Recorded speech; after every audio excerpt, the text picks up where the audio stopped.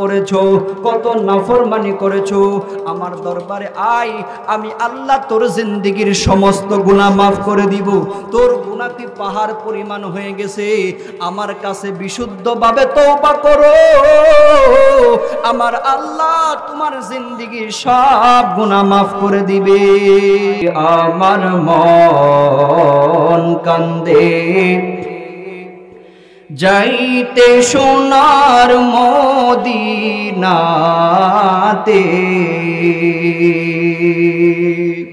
মদিনায় যাইতে রাজি আছেন? তাহলে আমার সাথে একটু আওয়াজ দিয়ে গান না। আমার মন কান্দে যাইতে সোনার মদিনাতে।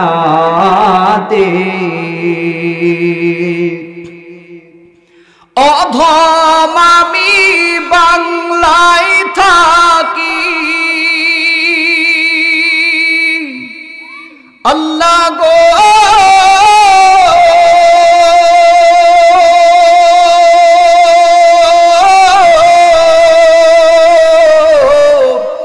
অধম আমি বাংলায় থাকি, নাও না দূর মদিনাতে। আমার মন কান্দে যাইতে সোনার মদিনাতে। মোহাব্বতে কালিমা পড়েন লা ইলাহা ইল্লাল্লাহ। সবাই জবান খোলেন।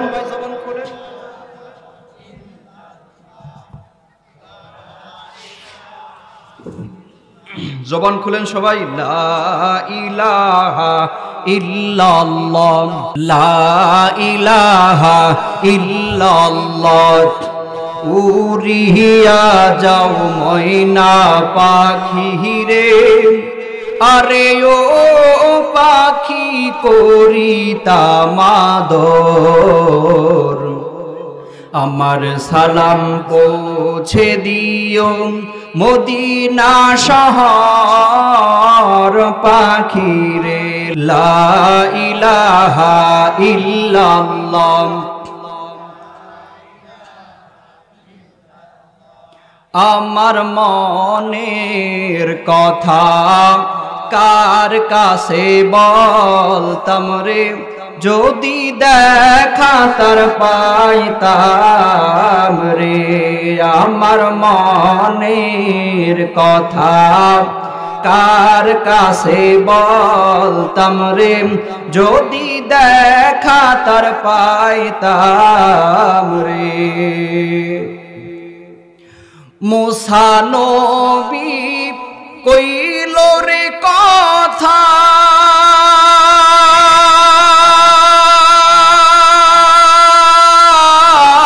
গিয়া তুর পাহাড়ে।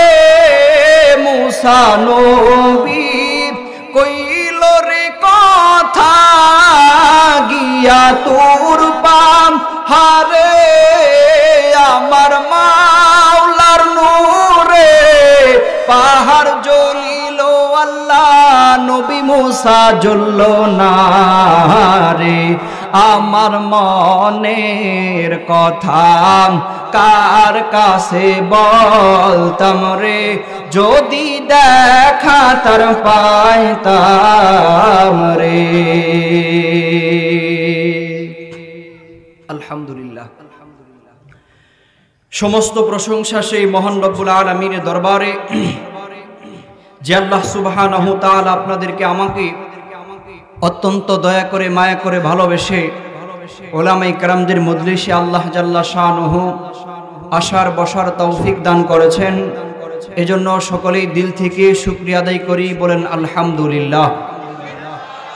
বিশ্বনবী মুহাম্মদুর রাসূলুল্লাহ সাল্লাল্লাহু আলাইহি ওয়াসাল্লামের শানে দুরূদ ও সালাম পেশ করি, সকলে পড়ে সাল্লাল্লাহু আলাইহি ওয়াসাল্লাম। সম্মানিত উপস্থিতি, আমি আপনাদের সম্মুখে যে বিষয়টা নিয়ে আলোচনা করব, আলোচনা শুরু করার পূর্বে আমি আমার আলোচ্য বিষয়টা আপনাদের মাঝে জানিয়ে দিচ্ছি, যেন আলোচনা বুঝতে সহজ হয়। আজকে আমি আপনাদের সম্মুখে কুরআনুল কারীমের অসংখ্য অগণিত আয়াত থেকে যে আয়াতটা তেলাওয়াত করেছি, সেই বিষয়টি হচ্ছে, আলোচ্য বিষয় হচ্ছে তওবা। তওবা সম্পর্কে কিছু কথা বলবো ইনশাআল্লাহ। এখানে আমরা যতগুলো মানুষ এসেছি, আমার থেকে শুরু করে আপনাদের পর্যন্ত পুরো পৃথিবীতে যত মানুষ আছে, একজন প্রাপ্তবয়স্ক মানুষ এ কথা বলার অধিকার নেই যে আমার জীবনে কোনো গুনাহ নেই, ঠিক না? আমরা প্রত্যেকেই গুনাহগার। এর গ্যারান্টিও আমরা আজকে মাগরিবের পর থেকে শুরু করে এই মাহফিলে আসার আগ পর্যন্ত এই কয়েক ঘন্টা সময়ের মধ্যে এখানে যারা আছেন একজন মানুষ কি বুকে হাত দিয়ে বলতে পারবেন যে হুজুর মাগরিবের পর থেকে মাহফিলে আসার আগ পর্যন্ত আমার দ্বারা একটা গুনাহ হয় নাই? এর গ্যারান্টি আমরা কেউ দিতে পারবো না। আমরা প্রত্যেকেই গুনাহগার। আর দুনিয়ার জমিনে আমরা যা কিছু করতেছি এটা সব কিছু কে দেখেন? আল্লাহ। আমি যা কিছু করতেছি আল্লাহ পাক রব্বুল আলামিন কুরআনুল কারীমের মধ্যে বলেন, ইয়ালামু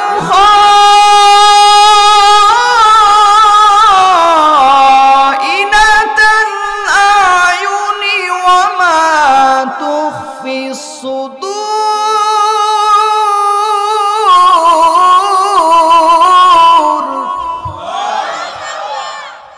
আল্লাহ তাআলা বলেন যে আল্লাহ এমন একজন আল্লাহ যে আল্লাহ তোমার চোখের গুনাহ সম্পর্কে আল্লাহ তাআলা জানেন। তুমি এই চোখ দিয়ে যা গুনাহ করেছো, এই চোখ দিয়ে যত গুনাহের দিকে তাকিয়েছো, এটাও আল্লাহ তাআলা জানেন। এবং তোমার অন্তরের ওই বিষয় সম্পর্কে যা তোমার অন্তরে লুকায়িত রয়েছে, অর্থাৎ আমরা মনে মনে যা চিন্তা করি এটাও আল্লাহ তাআলা জানেন। সব কিছু আমরা দুনিয়াতে যা কিছু করতেছি সব কিছুই আল্লাহ তাআলা জানেন।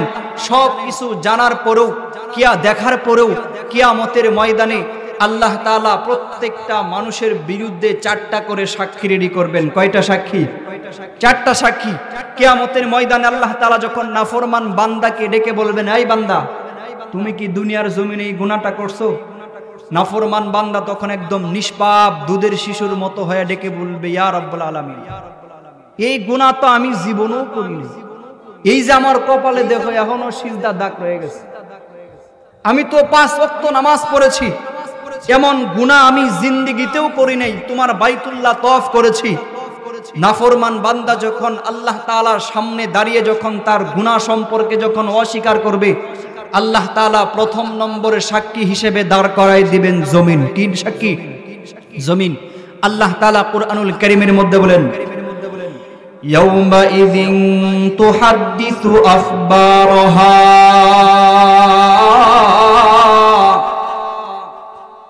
মুসলমান বন্ধুরে আমার, প্রথম নম্বরে সাক্ষী হিসেবে আল্লাহ তাআলা জমিনকে দাঁড় করাই দিবেন। এ মুসলমান বন্ধুরে আমার, জমিন সেদিন তোমার বিরুদ্ধে আল্লাহর কাছে বিচার দাঁড় করবে। জমিন সেদিন সংবাদ পরিবেশন করবে। জমিন সেদিন ডেকে বলবে, রব্বুল আলামিন, তোমার এই বান্দা আমার উপরে বৈশা বৈশা রাতের অন্ধকারে ভিন্ন নারীকে নির্যাতন করেছে। জমিন সেদিন ডেকে বলবে, রব্বুল আলামিন, তোমার এই বান্দা রাতের অন্ধকারে আমার উপরে বৈশা বৈশা জিনা করছে। জমিন ডেকে বলবেন, আল্লাহ গো, তোমার এই বান্দা আমার উপরে বৈশা বৈশা দোকানদারি করছে। গ্রামের কোন মূর্খ লোক আসলে তাকে 3 নাম্বার মাল 1 নাম্বার বলে চালিয়ে দিয়েছেন। জমিন সেদিন কি বলবে, রব্বুল আলামিন, তুমি তাকে দুনিয়াতে বিচারক বানিয়ে দিয়েছিলে, আমার উপরে বৈশা বৈশা তোমার বান্দা বিচার করছে। কিছু টাকা পাবার লোভে বিচার উল্টা দিছে। যার দোষ ছিল তাকে নির্দোষ বানিয়ে দিছে, আর যার দোষ ছিল না তাকে টাকা পাবার লোভে দোষী বানিয়ে দিছে। এ মুসলমান বন্ধুরে আমার, তুমি জমিনের উপরে দাঁড়াইয়া যত গুনাহ করেছো, জমিন সেদিন আল্লাহ পাক রব্বুল আলামিনের কাছে তোমার বিরুদ্ধে বিচার দাঁড় করবে। জমিনের কথা শোনার পরে নাফরমান বান্দা সেদিন ডেকে বলবে, রব্বুল আলামিন, এই জমিনের কথা আমি বিশ্বাস করি না, এটা আমার বিরুদ্ধে ষড়যন্ত্র। কেন? কারণ দুনিয়াতে থাকা অবস্থায় জমিনের উপরে কত ঘটত করছি, কত আগুন জ্বালিয়েছি, জমিন তো কোনোদিন কথা বলে নাই, জমিন তো কোনোদিন শব্দ করে নাই। কিন্তু আজকে আমার বিরুদ্ধে তোমার কাছে সাক্ষী দিতেছে, তার মানে বোঝা গেল যেটা আমার বিরুদ্ধে ষড়যন্ত্র ছাড়া আর কিচ্ছু না। আল্লাহ পাক রব্বুল আলামিন দ্বিতীয় নম্বরে সাক্ষী হিসেবে দাঁড় করাই দিবেন, ওয়া ইন্না আলাইকুম লাহাফিজিন কিরামান কাতিবিনা ইয়ালামুনা মা তাফআলুন। মুসলমান বন্ধুরে আমার, আল্লাহ পাক রব্বুল আলামিন দ্বিতীয় নম্বরে সাক্ষী হিসাবে দান করাই দিবেন তোমার আমলনামা লিপিবদ্ধকারী সম্মানিত ফেরেশতা। এ মুসলমান বন্ধুরে, কিরামান কাতিবিন, সেই দিন আল্লাহ পাক রব্বুল আলামিনের কাছে তোমার বিরুদ্ধে বিচার দাঁড় করবে। কিরামান কাতিবিন ডেকে বলবে, রব্বুল আলামিন তোমার এই বান্দা রাতের অন্ধকারে অবৈধ নারীর সাথে জিনার মধ্যে লিপ্ত হয়েছে। কিরামান কাতিবিন ডেকে বলবেন, আল্লাহ গো, তোমার এই বান্দা দুনিয়ার জমিনে যুবক ছেলেরা রাত্রির বেলা প্রস্রাব করার ভান করে মা বাবার চোখ ফাঁকি দিয়া ঘন্টার পর ঘন্টা বাহিরে গিয়ে বান্ধবীর সাথে কথা বলছে। জমিন সেদিন ডেকে বলবে, রব্বুল আলামিন তোমার এই যুবক বান্দা কলেজে যাওয়ার ভান করে বান্ধবীকে লইয়া পার্কের ভিতরে ঘুরছে। এ মুসলমান বন্ধুরে আমার, তুমি দুনিয়ার জমিনে যত গুনাহ করেছো, কিরামান কাতিবিন সেদিন তোমার বিরুদ্ধে আল্লাহর কাছে বিচার দিবেন। কিরামান কাতিবিনের কথা শোনার পরে নাফরমান বান্দা সেদিন ডেকে বলবেন, আল্লাহ এই কিরামান কাতিবিনের কথা আমি বিশ্বাস করি না। বলে কেন? দুনিয়াতে থাকা অবস্থায় তারা যে আমার সাথে ছিল, নান্দিনা বাজার থেকে বাড়িতে আসার সময় রাস্তার মধ্যে কত জায়গায় বিপদে পড়েছি। কিরামান কাতিবিন যদি আমার সঙ্গেই থাকতো, একদিন কেন আমাকে সাহায্য করলো না? মুসলমান ভাইরা রে আমার, আল্লাহ তাআলা বলেন, ওয়াবুদিআল কিতাব, যখন আমলনামা সম্মুখে রাখা হবে, ফাতারাল মুজরিমিনা মুশফিকিনা মিম্মা ফি, আল্লাহ তাআলা নবীকে ডাক দেয়, কই নবী গো, আপনি অপরাধীদেরকে দেখবেন তারা ভয়ে কাঁপছে আর বলবে, ইয়া ওয়াইলাতানা মালি হাযাল কিতাব, হায় আমাদের দুর্ভাগ্য, এটা কেমন কিতাব, লা ইউগাদিরু সগীরাতান ওয়ালা কাবীরাতান ইল্লা আহসাহা, লা ইউগাদিরু সগীরাতান ওয়ালা কাবীরাতান ইল্লা আহসাহা। দুনিয়াতে যত গুনাহ করেছি, ছোট বড় সমস্ত গুনাহ লিপিবদ্ধ করা হয়েছে। এ মুসলমান, তুমি দুনিয়ার জমিনে যা গুনাহ করো না কেন, জাররা থেকে জাররা পরিমাণে গুনাহ করেছো, ওই গুনাহটা যখন তোমার চোখের সামনে পেশ করা হবে, নাফরমান বান্দা নিজের গুনাহ দেখার পরেও আল্লাহর কাছে ডেকে বলবে, রব্বুল আলামিন এত গুনাহ তো আমি দুনিয়াতে জীবনও করি নাই, আমার মনে হয় ফেরেশতারা ভুল করে অন্যের গুনাহ আমার আমলনামায় লিখে দিয়েছে। নিজের আমলনামা, নিজের কুকর্ম সব চোখের সামনে দেখতে পাবে, এরপরেও ডেকে বলবে, আল্লাহ এত গুনাহ তো আমি দুনিয়াতে জীবনও করি নাই, আমার মনে হয় ফেরেশতারা ভুল করে অন্যের গুনাহ আমার আমলনামায় লিখে দিয়েছে। মুসলমান বন্ধুরা আমার, নাফরমান বান্দা যখন নিজের গুনাহ দেখার পরেও যখন অস্বীকার করবে, আল্লাহ পাক রব্বুল আলামিন বান্দাকে ডেকে বলবেন, বান্দারে তোমাকে আমি একে একে 3টা সাক্ষী দেখাইলাম, তোমার নিজের আমলনামা তুমি চোখের সামনে দেখতে পেলে, এরপরেও তুমি মিথ্যা কথা বলতেছো। এইবার আল্লাহ পাক রব্বুল আলামিন যেই জবান দ্বারা তুমি মিথ্যা কথা বলেছো, ওই জবানের মধ্যে আমার আল্লাহ মোহর লাগিয়ে দিবেন। আল্লাহ তাআলা বলেন, আল ইয়াউমা নাখতিমু আলা আফওয়াহিহিম ওয়া তুকাল্লিমুনা আইদিহিম ওয়া তাশহাদু আরজুলুহুম বিমা কানু ইয়াকসিবুন। আল্লাহু আকবার। এ মুসলমান বন্ধুরে, তুমি যেই জবান দ্বারা মিথ্যা কথা বলেছো, সেই জবানের মধ্যে আল্লাহ মোহর লাগিয়ে দিবেন। 4 নাম্বার সাক্ষী হিসাবে তোমার শরীরের অঙ্গ প্রত্যঙ্গ সেদিন মালিকের সাথে কথা বলবে। তোমার হাত সেদিন ডেকে বলবেন, আল্লাহ গো, দুনিয়ার জমিনে তুমি আমাকে হাত বানিয়ে মানুষের সাথে ফিট করে দিয়েছিলে। এই হাত দ্বারা দিয়া তোমার বান্দা যারা দুর্বল তাদেরকে সাহায্য করবে, কিন্তু তোমার এই নাফরমান বান্দা দুনিয়ার জমিনে কোনোদিন এই হাত দ্বারা দুর্বলদেরকে সাহায্য করে নাই, অথচ যারা দুর্বল ছিল এই হাত দ্বারা তাদেরকে আঘাত করেছে। হাত সেদিন ডেকে বলবেন, আল্লাহ গো, ফাইলের মধ্যে সাইন করে এই হাত দ্বারা তোমার বান্দা ফাইলের মধ্যে সাইন করে লক্ষ লক্ষ টাকা আত্মসাৎ করে ফেলছে। তোমার হাত সেদিন ডেকে বলবে, রব্বুল আলামিন জমির দলিল মধ্যে সাইন করে, দলিলের মধ্যে সাইন করে অন্যের জমির দলিল নিজের দখলে নিয়ে নিছে। এ মুসলমান, তুমি এই হাত দিয়ে দুনিয়াতে যত গুনাহ করেছো, তোমার হাত সেদিন আল্লাহর কাছে তোমার বিরুদ্ধে বিচার দাঁড় করবে। তোমার পা সেদিন মালিকের দরবারে বিচার দাঁড় করবে। এই পা দ্বারা দিয়া তুমি দুনিয়ার জমিনে যত গুনাহ করেছো, সেই পা তোমার বিরুদ্ধে আল্লাহর কাছে বিচার দাঁড় করবে। পা ডেকে বলবেন, আল্লাহ গো,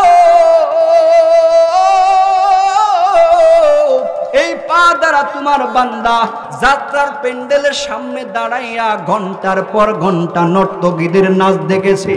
যা তোমার পা ডেকে বলবে, রব্বুল আলামিন দীপ টেলিভিশনের সামনে দাঁড়াইয়া তোমার এই বান্দা ঘন্টার পর ঘন্টা টেলিভিশনের ভিতরে উলঙ্গ মেয়েদের ছবি দেখছে। এক কথায় মুসলমান, তুমি পা দ্বারা দুনিয়াতে যত গুনাহ করেছো, তোমার পা সেদিন আল্লাহর কাছে বিচার দাঁড় করে দিবেন। মুসলমান বন্ধুরে আমার, তুমি দুনিয়ার জমিনে যত গুনাহ করেছো, তোমার শরীরের প্রত্যেকটা অঙ্গ প্রত্যঙ্গ সেদিন মালিকের দরবারে তোমার বিরুদ্ধে বিচার দাঁড় করবে। আচ্ছা বলেন তো দেখি, দুনিয়াতে যা করেছি ওই দিন সব কিছু ধরা খেয়ে যাবে। জাররা থেকে জাররা পরিমাণ গুনাহ করেছি, ওই গুনাহটা পর্যন্ত মালিকের কাছে প্রকাশ হয়ে যাবে। এমন তো অবস্থায় আমাদের কি জান্নাতে যাওয়া সম্ভব হবে না অসম্ভব? খারাপ লাগতেছে আপনাদের? খারাপ লাগতেছে? একটু হাত তুলেন তো, একটু লড়া দেন, নারায়ে তাকবীর। পিছনের আওয়াজ দিতেছে না, আবার জোরে নারায়ে তাকবীর। এই আওয়াজটা সব সময় রাখবেন। এই যে দুনিয়াতে আমরা যা কিছু করেছি সব তো সেদিন ধরা খেয়ে যাব। এমন তো অবস্থায় আমাদের কি জান্নাতে যাওয়া সম্ভব? সম্ভব না।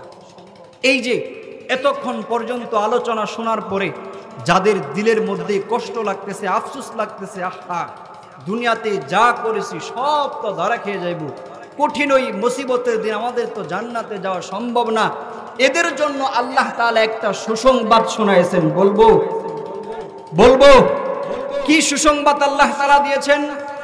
কুল ইয়া ইবাদিয়াল্লাযীনা আসরাফু আলা আনফুসিহিম লা তাকনাতু মির রাহমাতিল্লাহ ইন্নাল্লাহা ইয়াগফিরুয যুনুবা জামিআ ইন্নাহু হুয়াল গফুরুর রহিম। মুসলমান ভাইরা রে আমার, আল্লাহ তাআলা কি সুন্দর মায়া আর আদর করে তার বান্দাদেরকে ডেকে বলেন, বান্দারে তোমরা যারা নিজেদের নফসের উপর জুলুম করেছো, আমি মালিকের দরবার থেকে নিরাশ হবি না। লা তাকনাতু মির রাহমাতিল্লাহ, আমি আল্লাহর দরবার থেকে নিরাশ হবি না। আমার কাছে ফিরে আয়, আমি আল্লাহ তোর জিন্দেগীর সমস্ত গুনাহ মাফ করে দিব। আমার আল্লাহ তো দয়াময় রহমান। আল্লাহ তুমি কত মহান, কত ভালো বন্ধু, প্রাণে তুমি, মনে তুমি, তুমি দয়ার সিন্ধু। আল্লাহ তুমি কত মহান, কত ভালো বন্ধু, প্রাণে তুমি, মনে তুমি, তুমি দয়ার সিন্ধু। দয়ালু তুমি, তুমি বিধাতা, তুমি তো মাবুদ, তুমি যে দাতা। আল্লাহু আকবার বলেন। দয়ালু তুমি, তুমি বিধাতা, তুমি তো মাবুদ, তুমি যে দাতা। অন্ন যোগাও খোদা পেলে, মিঠা পানি তৃষ্ণা পেলে, অন্ন যোগাও খোদা পেলে, মিঠা পানি তৃষ্ণা পেলে। আমি গাই তোমার গুণগান, তুমি রহমান, তুমি মেহেরবান, তুমি রহমান, তুমি মেহেরবান। খালিক তুমি, মালিক তুমি, হাকিম তুমি, অন্তর্যামী। খালিক তুমি, মালিক তুমি, হাকিম তুমি, অন্তর্যামী। অন্ন যোগাও খোদা পেলে, মিঠা পানি তৃষ্ণা পেলে, অন্ন যোগাও খোদা পেলে, মিঠা পানি তৃষ্ণা পেলে। আমি গাই তোমার গুণগান, তুমি রহমান, তুমি মেহেরবান, তুমি রহমান, তুমি মেহেরবান। চিৎকার দিয়ে বলেন আল্লাহু আকবার, আরো জোরে আওয়াজ দিয়ে বলেন আল্লাহু আকবার। এ মুসলমান ভাইরা রে, আল্লাহ তাআলা ডাক দিয়ে কই, বান্দারে তুই জীবনে কত গুনাহ করেছো, কত নাফরমানি করেছো, আমার দরবারে আয়, আমি আল্লাহ তোর জিন্দেগীর সমস্ত গুনাহ মাফ করে দিব। তোর গুনাহ কি পাহাড় পরিমাণ হয়ে গেছে, আমার কাছে বিশুদ্ধভাবে তওবা করো, আমার আল্লাহ তোমার জিন্দেগীর সব গুনাহ মাফ করে দিবেন। কত বড় গুনাহ করেছো তুমি, কত বড় গুনাহ করেছো। তোমার চাইতে কত বড় বড় নাফরমানকে আল্লাহ তাআলা ক্ষমা করে দিয়েছেন। একটা ঘটনা বললে আপনাদের সহজে বুঝে আসবে। ফারুক আজম হযরত উমর রাদিয়াল্লাহু তাআলা আনহু, উনি তার বাসা থেকে বের হয়েছেন কোথাও যাওয়ার জন্য। রাস্তার মধ্যে নজর করে দেখে যে একজন যুবক এমন ভাবে হাউমাউ করে চিৎকার করে কান্না করতেছে। যুবকের কান্নার ভঙ্গিমা দেখে হযরত উমরের মতো শক্ত দিলের মানুষটার চোখ দিয়ে পানি বের হয়ে গেছে। মুসলমান ভাইরা আমার, বন্ধুগণ, যুবকের কান্নার ভঙ্গিমা দেখে হযরত উমরের মতো শক্ত দিলের মানুষটার চোখ দিয়ে পানি বের হয়ে গেছে। হযরত উমর যুবকের কাছে যাইয়া ডাক দিয়ে কই, যুবক রে, কি হয়েছে তোমার? তুমি এমন ভাবে কেন কান্না করো? তোমার মা মারা গেছে নাকি তোমার বাবা মারা গেছে, নাকি তোমার আত্মীয় স্বজন কেউ মারা গেছে? যুবক কান্দে আর ডাক দিয়া কয়, ভাই আমার, আমার মাও মারা যায় নাই, বাবাও মারা যায় নাই, আত্মীয় স্বজন কেউ মারা যায় নাই, তাহলে তুমি এমন করে কেন কান্না করো? যুবক ডাক দিয়ে বলেন, ভাই আমি এমন গুনাহ করেছি, আমার মন বলে আমার মতো নাফরমান বান্দা আল্লাহর দুনিয়ার জমিনে কেউ নাই। হযরত ওমর ডাক দিয়ে কই, যুবক রে, তুমি কি গুনাহ করেছো? আল্লাহর কাছে তওবা করো। আমার আল্লাহ তো দয়ার সাগর, করুণার আধার। আল্লাহ তো বান্দাদেরকে ক্ষমা করতে ভালোবাসে। আল্লাহ তাআলা তো বান্দাদেরকে মোহাব্বত করেন। হযরত ওমর ডেকে বলেন, যুবক রে, তুমি আল্লাহর কাছে তওবা করো, আল্লাহ তাআলা তোমার গুনাহগুলো মাফ করে দিবে। আল্লাহ তো দয়ার সাগর, করুণার আধার। যুবক ডাক দিয়ে কয়, ভাই ওমর, আল্লাহ যদি দয়ার সাগর, করুণার আধার হয়, তাহলে আমাকে নিয়ে চলো রাসূলের দরবারে। আল্লাহ রাসূলের মাধ্যমে আল্লাহর কাছে শাফায়াত করার ব্যবস্থা করে দাও।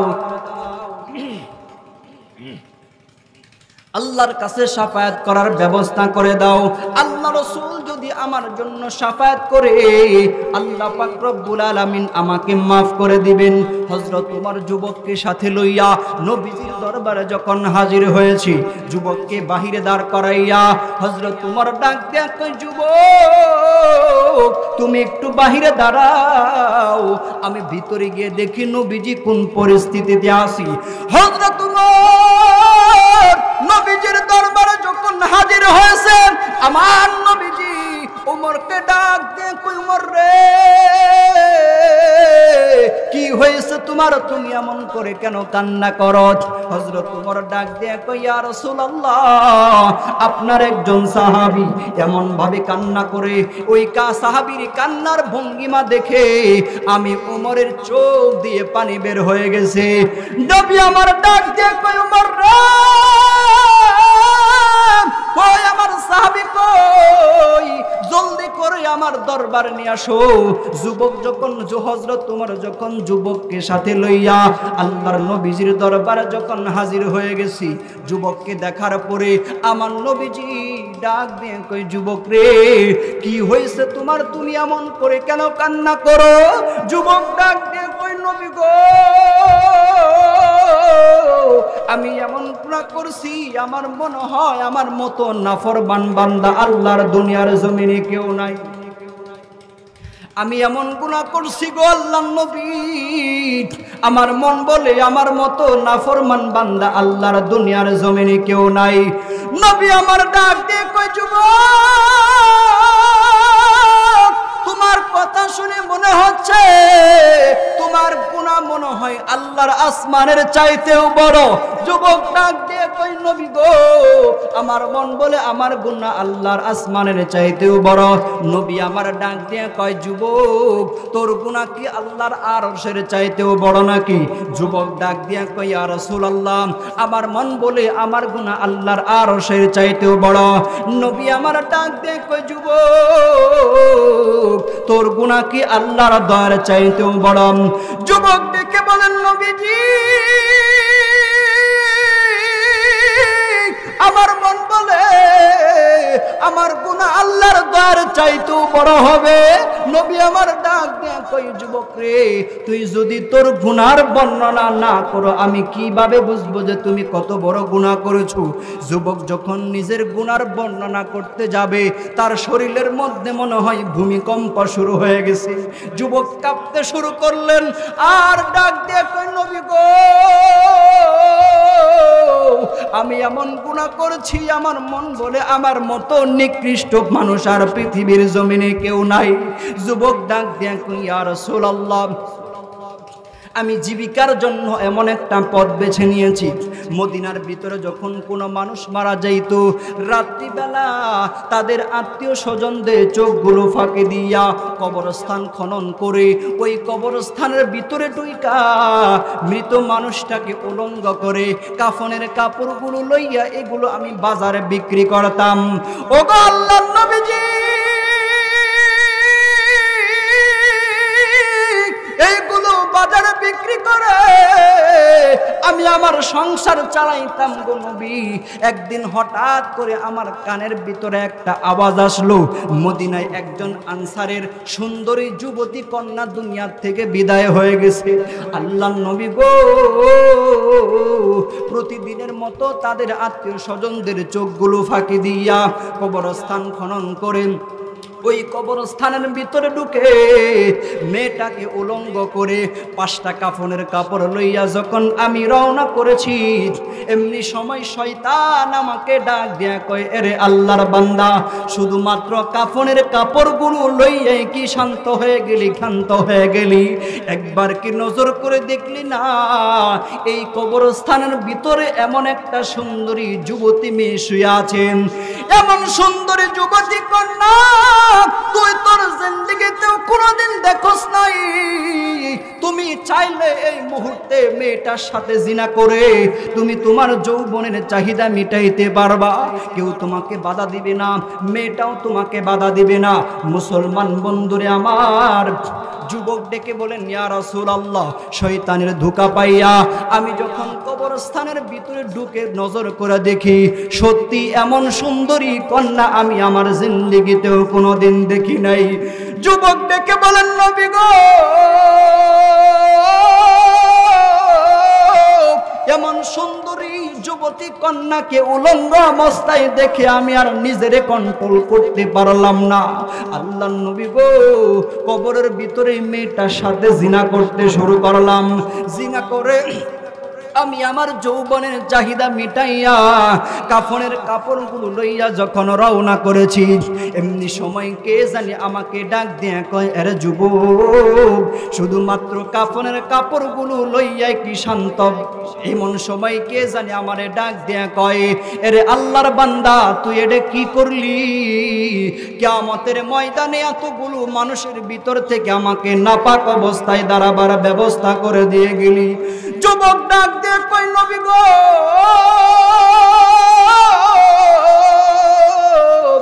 এই আওয়াজ যখন আমার কানের ভিতরে আসছে, কাফনের কাপড়গুলো ফালাইয়া, ও গো আল্লাহর নবী, এখনো পর্যন্ত আমি বাড়িতে যাই নাই, রাস্তায় রাস্তায় ঘুরি। আমার মন বলে যে এমন জঘন্য গুনাহ আমি করেছি, আমার মতো নাফরমানকে কি আল্লাহ ক্ষমা করবে নাকি?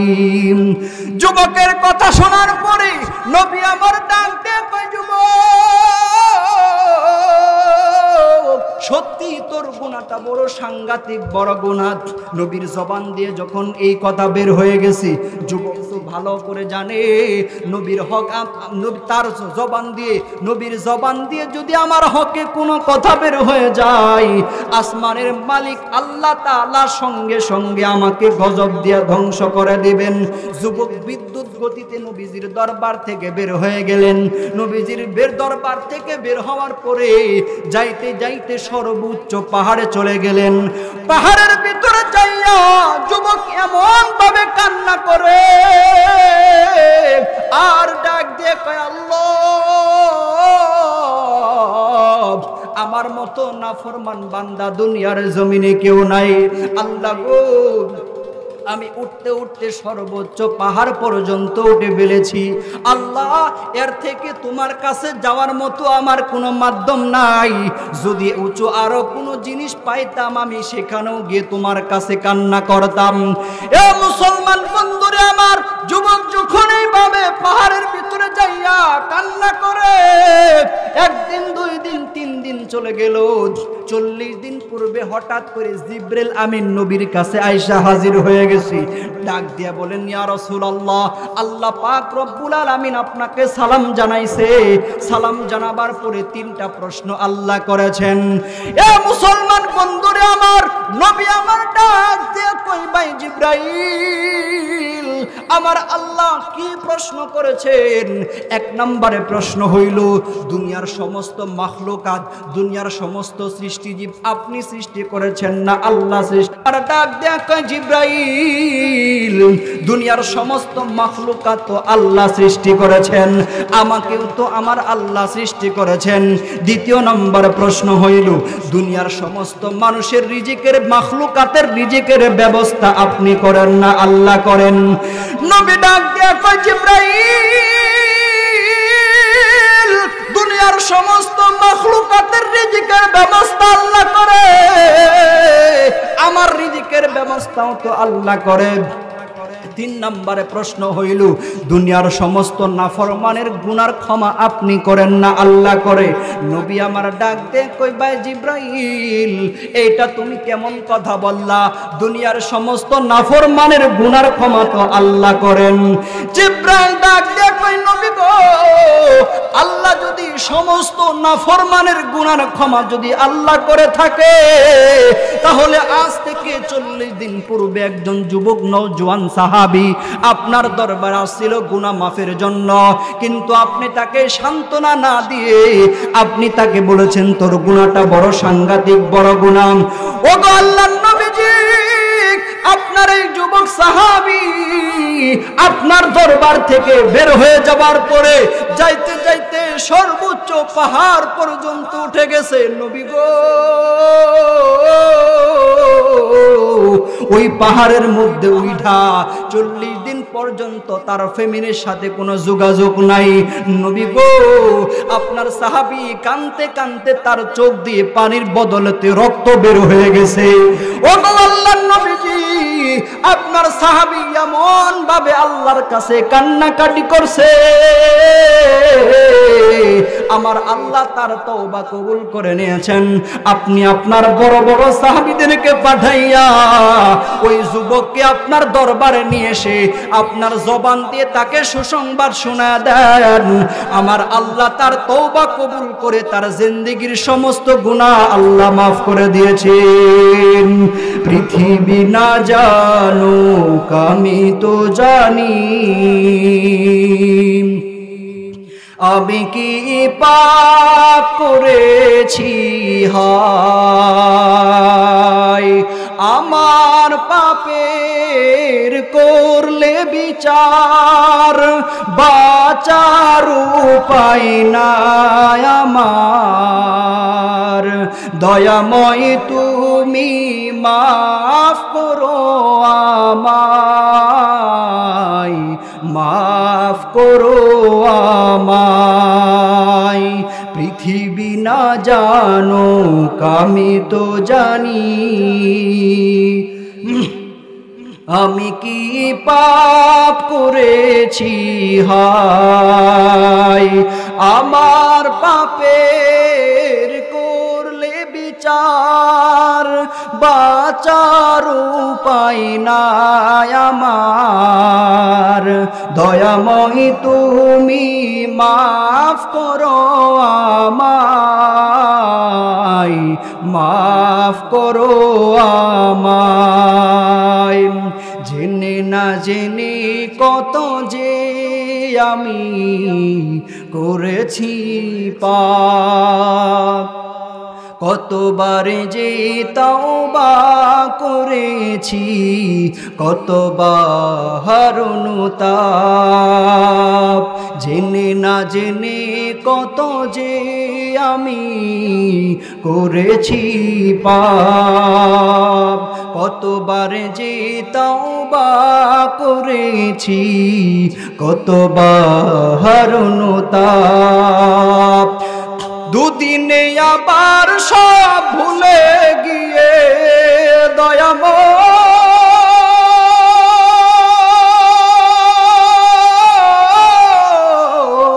দয়াময়, দুদিনে আবার সব ভুলে গিয়ে মুজে গেছি দুনিয়ায়, দয়াময় তুমি মাফ করো আমায়, মাফ করো আমায়। চিৎকার দিয়ে বলেন আল্লাহু আকবার, আরো জোরে আওয়াজ দিয়ে বলেন আল্লাহু আকবার। এ মুসলমান বন্ধুরে, আল্লাহর নবীজি বড় বড় সাহাবীদেরকে পাঠাইয়া ওই যুবককে পাহাড় থেকে নবীজির দরবারে নিয়ে আইসা নবীজির জবান থেকে তাকে সুসংবাদ শোনায় দিলেন। এ যুবক, তুমি এমন ভাবে কান্নাকাটি করেছো, এমন ভাবে তওবা করেছো, আমার আল্লাহ তোমার তওবা কবুল করে তোমার জিন্দেগীর সমস্ত গুনাহ আল্লাহ মাফ করে দিয়েছে। এত বড় নাফরমানকে যদি আল্লাহ ক্ষমা করতে পারেন, তাহলে আপনার আমার মতো সেই আল্লাহ কি আগের মতো আছে নাকি পাওয়ার কমে গেছে? কথা বলেন। এত বড় নাফরমান গুনাহগারকে যদি আল্লাহ ক্ষমা করতে পারেন, তাহলে আপনাকে আমাকে আল্লাহ কেন ক্ষমা করবেন? আল্লাহ তাআলার কাছে যখন কোন নাফরমান বান্দা যখন বিশুদ্ধভাবে তওবা করে ক্ষমা চাই, তখন আল্লাহ তাআলা বেশি খুশি হন। কেমন খুশি হন?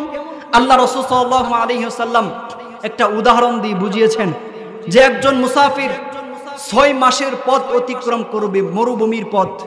কয় মাসের? 6 মাসের মরুভূমির পথ অতিক্রম করবে। তো তার সাথে একটা ঘোড়া আর 6 মাসের খাবার নিয়ে যখন সে মরুভূমির পথ যখন চলতে শুরু করলেন, 3 মাস যাওয়ার পরে সে একটা জায়গায় ক্লান্ত হয়ে পড়ছে। তো ওখানে শুইছে, ঘোড়ার খাবার রেখে শুইছে। তো ক্লান্ত শরীর ঘুমায় গেছে। ঘুম থেকে উঠা দেখে যে তার খাবারও নাই, ঘোড়াও নাই। এখন এই লোকটা কি পরিমাণে মুসিবতের মধ্যে পড়ছে। কারণ তার যদি খাবার সংগ্রহ করতে হয় তাহলে পিছনের দিকে 3 মাস আসতে হবে, আর যদি সামনে যায় তাহলে সামনের দিকে 3 মাস যেতে হবে। এখন সে চিন্তা করলো যে আমি তো 3 মাস না খেয়ে বাঁচবো না, আর এর ভিতরে খাবার সংগ্রহ করাও সম্ভব না। আমাকে খাবার সংগ্রহ করতে হলে পিছনে 3 মাস যেতে হবে, হয়তো বা সামনে 3 মাস যেতে হবে। আমি খাবার সংগ্রহ করতে পারবো না, আমার মৃত্যু ছাড়া কোনো উপায় নাই। তো উনি চিন্তা করতেছেন যে মৃত্যু বরণ যেহেতু করবই, মরার আগে আর একটু ঘুমায়নি। তো শুইছে, তো ঘুমায় গেছে। ঘুম থেকে উঠা দেখে যে তার খাবারের জায়গার খাবার রয়েছে, ঘোড়ার জায়গায় ঘোড়া রয়েছে। সুবহানাল্লাহ বলবেন না? এই লোকটা কি পরিমাণে খুশি হয়েছে, যে জানতো যে তার মৃত্যু নিশ্চিত। হারানো ঘোড়ার খাবার পাওয়ার পরে এত পরিমাণে খুশি হয়েছে, আমাদের এলাকায় বলে যে খুশির ছুটে। কি ছুটে? খুশির ছুটে সে তার জবান দিয়ে বের হয়ে গেছে যে আল্লাহ তুমি আমার, আমি তোমার খোদা, তুমি আমার গোলাম। তার তো বলার কথা ছিল যে আল্লাহ তুমি আমার খোদা, আমি তোমার গোলাম। সে এই কথা না বলে তার জবান দিয়ে বের হয়ে গেছে যে আল্লাহ আমি তোমার খোদা, তুমি আমার গোলাম। আল্লাহ রাসূল সাল্লাল্লাহু আলাইহি ওয়াসাল্লাম বলেন যে এই লোকটা তার হারানো ঘোড়া আর খাবার পাওয়ার পরে যে পরিমাণে খুশি হয়েছে, এর থেকে কোটি কোটি গুণে বেশি খুশি হন যখন কোনো নাফরমান বান্দা আল্লাহর কাছে বিশুদ্ধভাবে তওবা করে। সুবহানাল্লাহ বলবেন না? খারাপ লাগতেছে আপনাদের? তাহলে আওয়াজ যত কম, নাকি আলোচনা ভালো লাগতেছে না? এর থেকে বেশি খুশি হন আল্লাহ তাআলা। এখন আপনি কত বড় গুনাহগার, আমি কত বড় গুনাহগার, পৃথিবীর কেউ না জানলে কে জানেন? আল্লাহ জানেন। আর আমি জানি যে আমি কত বড় গুনাহ করেছি। নিজের মনকে প্রশ্ন করেন যে আমি কত বড় গুনাহ করেছি।